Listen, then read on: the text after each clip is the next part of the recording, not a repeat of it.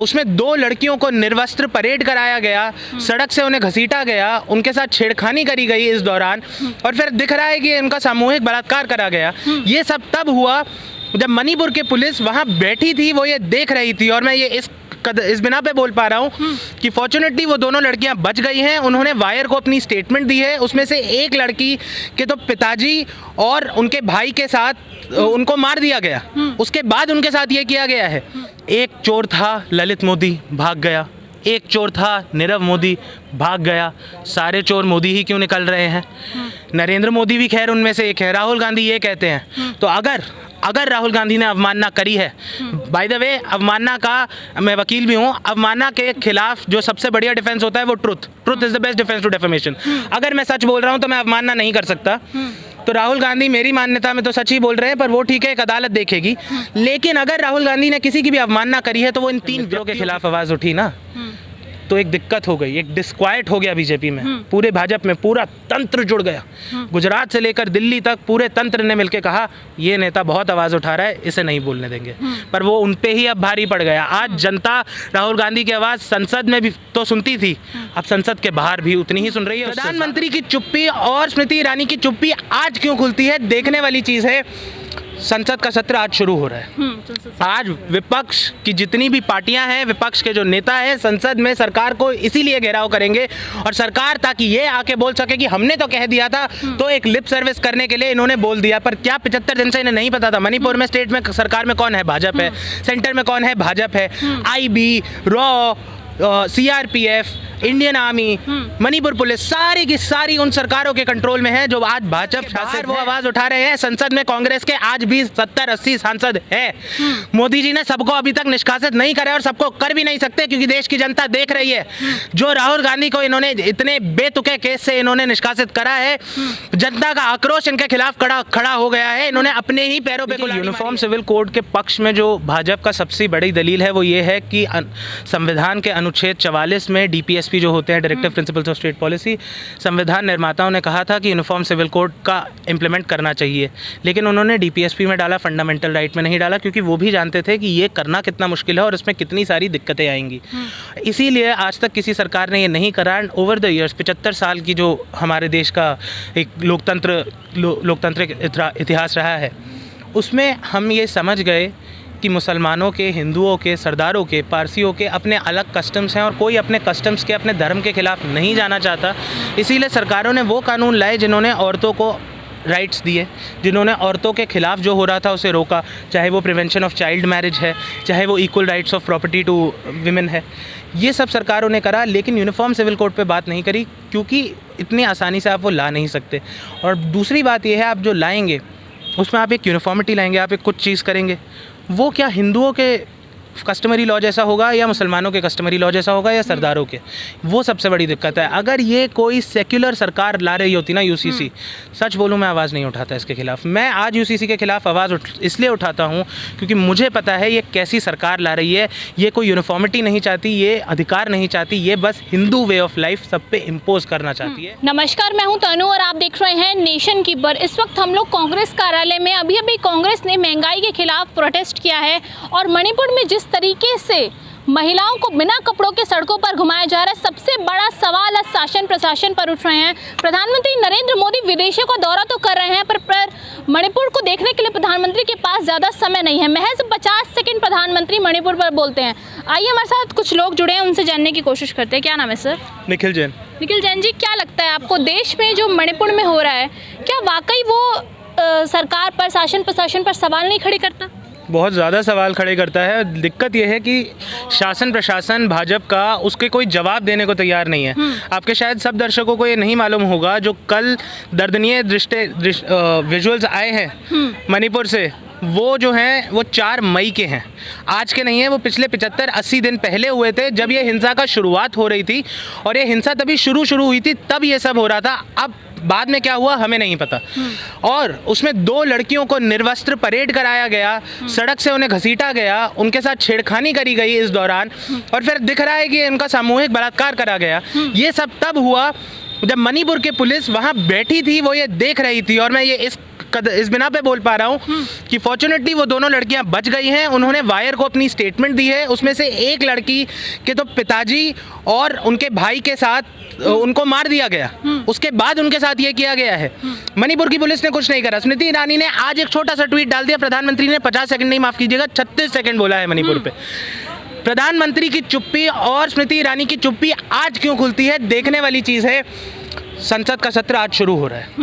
आज विपक्ष की जितनी भी पार्टियां हैं, विपक्ष के जो नेता हैं, संसद में सरकार को इसीलिए घेराव करेंगे और सरकार ताकि ये आके बोल सके कि हमने तो कह दिया था, तो एक लिप सर्विस करने के लिए इन्होंने बोल दिया। पर क्या 75 दिन से इन्हें नहीं पता था मणिपुर में स्टेट में सरकार में कौन है? भाजपा है। सेंटर में कौन है? भाजपा है। IB, raw, CRPF, Indian army, Manipur police, सारी की सारी उन सरकारों के कंट्रोल में है जो आज भाजपा शासित हैं। तो क्या भाजपा को ये नहीं पता था कि मणिपुर में हमारी बहनों के साथ, बेटियों के साथ और बाकी लोगों के साथ मणिपुर के क्या हो रहा है? लेकिन फिर भी इनकी आवाज़ नहीं उठी। इनकी आवाज़ केवल तब उठी है जब विपक्ष के नेताओं ने, कांग्रेस पार्टी के कार्यकर्ताओं ने अपनी आवाज़ उठाई है, जनता ने अपनी आवाज़ उठाई है। और यही एक सिंबल है पूरे देश को कि अगर आप चाहते हैं कि इस मौन प्रधानमंत्री की चुप्पी टूटे, वो स्मृति ईरानी जो सिलेंडर लेके बैठ जाती थी, अगर उनका मुंह आज फिर महंगाई पे चले, महिलाओं की मंत्री हैं लेकिन महिलाओं की सुरक्षा पे उनका मुंह चले, तो आपको मुखर होकर अपनी बात रखनी पड़ेगी, सड़कों पे उतरना पड़ेगा। संसद में नेता बैठे हैं, वो अपनी आवाज उठा रहे हैं, उनके माइक बंद हो रहे हैं, लेकिन आपको भी सड़कों पे आना पड़ेगा, तभी इनकी चुप्पी खुलेगी। और अभी तो केवल चुप्पी खुली है, एक्शन कब होगा भगवान जाने। संसद सत्र तो शुरू हो चुका है, राहुल गांधी जी की तो सदस्यता भी जा चुकी है। अब कौन आवाज उठाएगा? जैसे आप लोग कहते थे अडानी, महंगाई पे सिर्फ राहुल गांधी सवाल उठाते थे, अब वो नहीं उठा पाएंगे, तो कैसे देश में लोकतंत्र कायम है? राहुल गांधी सिर्फ उन पे सवाल नहीं उठाते थे, राहुल गांधी बहुत चीज़ों पे सवाल उठाते थे। एंड अदानी अंबानी पे सवाल उठाने वाले केवल राहुल गांधी नहीं थे, लेकिन ये ज़रूर है जितनी मुखरता से राहुल गांधी ये सवाल उठाते थे, विपक्ष का कोई नेता, मैं खुले में बोलता हूँ, कांग्रेस पार्टी का कोई नेता इतनी मुखरता से नहीं उठाता था। लेकिन इसका मतलब ये नहीं है कि कांग्रेस के नेता और बाकी विपक्षी पार्टियों के नेता अदानी अंबानी पे मुद्दे पे बात नहीं करेंगे, आवाज़ नहीं उठाएंगे। राहुल गांधी सबका मार्गदर्शन कर रहे हैं, नेता हैं पूरे देश के, संसद के बाहर वो आवाज़ उठा रहे हैं। संसद में कांग्रेस के आज भी 70-80 सांसद हैं। मोदी जी ने सबको अभी तक निष्कासित नहीं करा और सबको कर भी नहीं सकते, क्योंकि देश की जनता देख रही है। जो राहुल गांधी को इन्होंने इतने बेतुके केस से इन्होंने निष्कासित करा है, जनता का आक्रोश इनके खिलाफ खड़ा हो गया है। इन्होंने अपने ही पैरों पे कुल्हाड़ी मारी है। एक नेता जो सबसे मुखरता से सूट बूट की सरकार के खिलाफ आवाज उठा रहा था, हमारे दो मित्रों के खिलाफ आवाज उठा रहा था, उसको इन्होंने एकदम निकाल दिया। और एक और बात, मैं अगर राहुल गांधी का आपने बात करी कि उन्हें संसद से निकाला गया है, शायद सारे दर्शकों को ना पता हो कि प्रकरण हुआ क्या था। अप्रैल 2019 में राहुल गांधी बेंगलोर में कर्नाटका में जाते हैं और स्पीच देते हैं। क्या कहते हैं कि एक चोर था, ललित मोदी भाग गया, एक चोर था, नीरव मोदी भाग गया, सारे चोर मोदी ही क्यों निकल रहे हैं? नरेंद्र मोदी भी खैर उनमें से एक है। राहुल गांधी ये कहते हैं। तो अगर राहुल गांधी ने अवमानना करी है, बाय द वे अवमानना का मैं वकील भी हूँ, अवमानना के खिलाफ जो सबसे बढ़िया डिफेंस होता है वो truth is the best defence to defamation. अगर मैं सच बोल रहा हूँ तो मैं अवमानना नहीं कर सकता। तो राहुल गांधी मेरी मान्यता में तो सच ही बोल रहे हैं, पर वो ठीक है, एक अदालत देखेगी। लेकिन अगर राहुल गांधी ने किसी की भी अवमानना करी है तो वो इन 3 व्यक्तियों की करी है। हुआ क्या, भाजपा का एक नेता जिसका सरनेम, बर्थ नेम मोदी नहीं था, उसने मोदी अपना नाम बाद में कर लिया था, वो नेता जाता है गुजरात के एक कोर्ट में और पिटीशन दायर करता है धारा 500 भारतीय दंड संहिता सेक्शन 500 आईपीसी में डेफेमेशन की राहुल गांधी के खिलाफ। और वो बोलता क्या है कि पूरे मोदी समाज की अवमानना हुई है। धारा में ये लिखा ही नहीं है। धारा में मैं आपकी अवमानना कर सकता हूँ, सबकी अवमानना नहीं कर सकता। अवमानना ऐसे नहीं होती। लेकिन गुजरात के एक कोर्ट ने वो मैटर सुना, और मजे की बात यह है जो भाजपा का नेता इस मैटर में गया, उसी भाजपा के नेता हाई कोर्ट जाके मैटर को स्टे करवा दिया। 2019 के इलेक्शन के बाद उसी बंदे ने उस अदालत में जो मुकदमा चल रहा था राहुल गांधी के खिलाफ, खुद का दायर करा हुआ, उस पर रोक लगवा दी और उसे ठंडे बस्ते में डाल दिया। फिर भारत जोड़ो यात्रा होती है। सितंबर 2022 से लेकर जनवरी 2023 तक राहुल गांधी 3000 किलोमीटर चलते हैं, कन्याकुमारी से कश्मीर तक। देश की जनता जुड़ती है, पॉलिटिकल लोग, नॉन पॉलिटिकल लोग सब जुड़ते हैं। उस यात्रा में भी राहुल गांधी महंगाई की आवाज़ उठाते हैं, नफरत के खिलाफ आवाज़ उठाते हैं, मोहब्बत की दुकान खोलते हैं और मित्रों की बात करते हैं। फरवरी में वही भाजपा का नेता जिसने अवमानना का मुकदमा ठोका था राहुल गांधी पर, वो हाईकोर्ट जाके मैटर रिस्टोर करवा लेता है। हाईकोर्ट को कहता है वापस इस पे कार्रवाई हो। 1 महीने के अंदर वो जो निचली अदालत थी गुजरात की, वो इस पे सुन लेती है, सरपट डिसाइड कर लेती है और राहुल गांधी को 2 साल की सज़ा दे देती है। अब मानना के कानून में 2 साल से ज़्यादा सज़ा नहीं हो सकती और उसमें तो पता नहीं आपको क्या क्या करना पड़ेगा। मानना में हमने सबने देखा है, सब कर नेताओं पे बहुत लगता है, अनकंडीशनल अपॉलॉजी देके ख़त्म हो जाता है। लेकिन राहुल गांधी को 168 पेज की जजमेंट द्वारा गुजराती में लिखी गई, उससे राहुल गांधी को 2 साल की सज़ा दी गई। और अगले ही दिन लोकसभा स्पीकर ने इलेक्शन कमीशन का व्यू लिए बिना, निर्वाचन आयोग का व्यू लिए बिना, लोकसभा के अध्यक्ष ओम बिरला जी ने राहुल गांधी को निष्कासित कर दिया। वहाँ पर भी प्रक्रिया का पालन नहीं करा गया। तो हुआ क्या, जब मित्रों के खिलाफ आवाज़ उठी ना, तो एक दिक्कत हो गई, एक डिस्क्वाइट हो गया बीजेपी में, पूरे भाजपा में पूरा तंत्र जुड़ गया। गुजरात से लेकर दिल्ली तक पूरे तंत्र ने मिलकर कहा ये नेता बहुत आवाज़ उठा रहा है, इसे नहीं बोलने देंगे। पर वो उन पे ही अब भारी पड़ गया। आज जनता राहुल गांधी की आवाज़ संसद में भी तो सुनती थी, अब संसद के बाहर भी उतनी ही सुन रही है, उससे ज़्यादा सुन रही है। आपको लग रहा है भारत जोड़ो यात्रा में जो राहुल गांधी की इमेज निकल कर आई है, उस वजह से दोबारा केस को वापस दायर किया गया है? बिल्कुल। और सबसे बड़ा मुद्दा ये है कि भारत जोड़ो यात्रा में राहुल गांधी जब बोलते हैं कि इन्होंने नफरत का बाजार खोल रखा है, मैं मोहब्बत की दुकान खोल रहा हूँ, सच बोलूँ तो शब्द भले ही नए होंगे, बात कोई नई नहीं है। राहुल गांधी 2014 से पहले से ये बोलते आ रहे हैं कि ये नफरती लोग हैं और हम मोहब्बत से हैं, we are for peace love and harmony. Rahul Gandhi ये पहले से बोल रहे हैं। राहुल गांधी महंगाई पे आवाज़ उठा रहे हैं, कांग्रेस पार्टी और राहुल गांधी महंगाई पे भी कई सालों से आवाज़ उठा रही है। जो दिक्कत भाजपा में हो गई ना, वो 2 मित्रों के खिलाफ जो प्रखरता से आवाज़ उठ रही थी और जनता तक पहुंच रही थी, वो हो गई। महंगाई पे और नफरत के खिलाफ तो आवाज़ पहले से उठ रही थी, लेकिन इस पे ज़्यादा मुखरता से मित्रों की कहानी जब देश के गली गली घर घर में पहुंची है, तब दिक्कत हुआ है। मित्रों के चलते देश के सबसे बड़े विपक्षी नेता की सांसदी छीन ली गई, उनका घर छीन लिया गया। 19 साल से वे व्यक्ति जिस घर में रह रहा है, वो घर उनसे छीन लिया गया। पहले पहलवान भी लगातार सड़कों पर उतर चुके थे, न्याय की मांग कर रहे थे, पहलवानों को भी हटा दिया गया। क्या लग रहा है अब ये भी एक ठंडे बस्ते में चला गया है, मामला खत्म हो गया है? जी बिल्कुल। मैं सच बोलूं तो मेरा मानना ये है, पहलवानों की गलती थी कि वो खुद हट गए, क्योंकि उन्हें पता होना चाहिए कि किस तरह की सरकार है। जब तक वो अपना टेंट, अपने गद्दे, हमारे ओलंपिक मेडल विनिंग रेसलर्स ये सब लेके बैठे थे, हमारी रेसलर महिलाएं बहनें जब लोगों को बता रही थी कि उन पे क्या क्या दुष्कर्म करे हैं ब्रिजभूषण सिंह ने, जो भाजपा के सांसद हैं, रेसलिंग फेडरेशन के अध्यक्ष थे, तब तक तो उनको ये सरकार नहीं हटा पाई, क्योंकि ये विजुअल्स की राजनीति बहुत अच्छे से जानते हैं। इन्हें पता है कि देश की जनता को जितना भी ये हिंदू मुसलमान की नफरत में फैला दें, देश की जनता कभी भी अपने खिलाड़ियों का के साथ ऐसा अपमान, ऐसा दुराचारी व्यवहार नहीं देखेगी, डंडेबाजी। वो जैसे ही खिलाड़ी हरिद्वार गए, उन्हें वापस यहाँ बैठने नहीं दिया गया। वो उठ गए। उन्हें जानना चाहिए था कि ये सरकार इतने आराम से बाज नहीं आती। भैया 2 साल से किसान बैठे हुए थे, वो जैसे ही ज़रा सी बात करी उठे, वो भी नहीं बैठ पाए दोबारा। क्या एमएसपी के लिए वो कह रहे थे, क्या एमएसपी आ गया? नहीं आया। क्या और क्या मांग थी? जो